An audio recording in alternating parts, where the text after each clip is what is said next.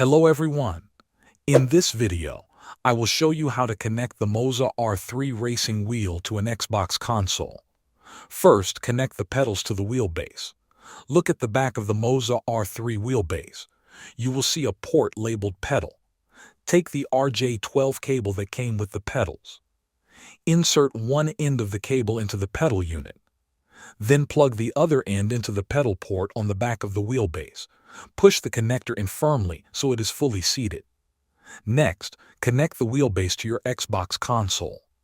Take the USB cable included with the Moza R3. Plug one end into the USB port on the back of the wheelbase. After that, connect the other end directly to a USB port on your Xbox console. It is important to plug it directly into the console instead of using a USB hub. Now it is time to power on the wheelbase.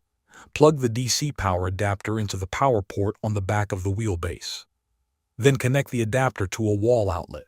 Once it is connected, press the power button located on the back of the wheelbase. Wait about 5 seconds while the system initializes. After powering on, check the mode of the wheel. If the RPM lights on the wheel are flashing or slowly breathing in red, yellow, or green, that means the device is currently in PC mode.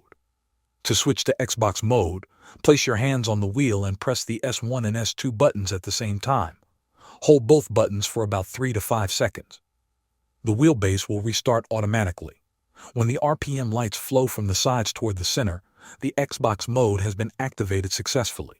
Thanks for watching.